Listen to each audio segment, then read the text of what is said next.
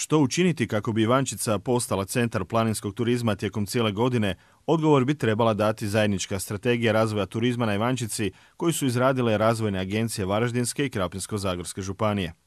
Strategija je predstavljena u Ivancu na sastanku predstavnika gradova Ivanca, Lepoglave i Novog Marofa iz Varaždinske, te grada Zlatara i općina Lobor i Budinšćina iz Krapinske županije.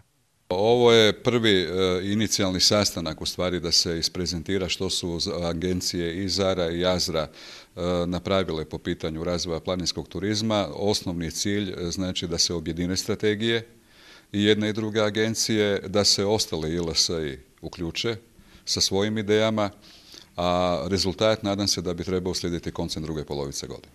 Budući da je grad Ivanec od svih sredina otišao najdalje u planovima da Ivančicu oživi kao turističku destinaciju, pritom već ranije izradio i vlastitu strategiju razvoja Ivančice kao turističke destinacije, sastanak je održan upravo u Ivancu. Mi smo još unatrag 3 do 4 godine donijeli smo strategiju razvoja planinskog turizma koja se isključivo odnosi na administrativno područje grada Ivanca. U toj strategiji definirani su znači neki ciljevi, mjere koje treba napraviti. Nakon toga smo pokrenuli izradu idejnog rješenja razvoja planinskog turizma. Evo danas ste vidjeli rezultate i maketu i kratku projekciju idejnog rješenja. Znači sa konačnim ciljem da Ivančica postane interesantna turistička destinacija. U strategiju grada Ivanca postojale su još 2 strategije koje su zasebno izradile razvojne agencije Varaždinske i Krapinsko-zagorske županije.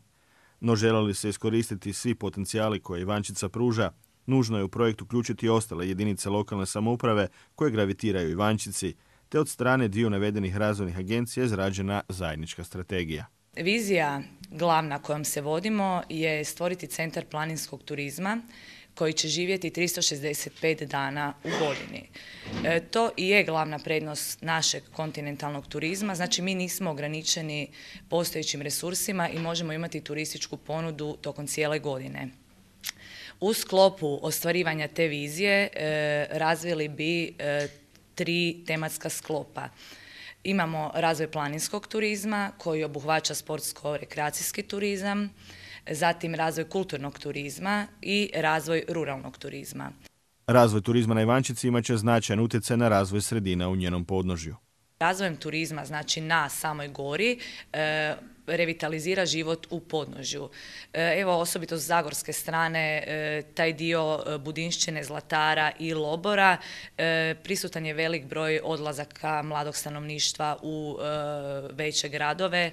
Znači, želimo na neki način vratiti život u podnožje općina i gradova i revitalizirati cijeli život, ne samo turizam. Na sastanku je predstavljena prva radna verzija strategije. U sljedećim fazama očekujemo sve gradove i općine koji su u podnožju Ivančice da daju svoje primjedbe i sugestije na tu navedenu strategiju kako bi mogli napraviti što kvalitetniji dokument koji bude nam u kasnim fazama služio za dobivanje potencijalnih financijskih izvora.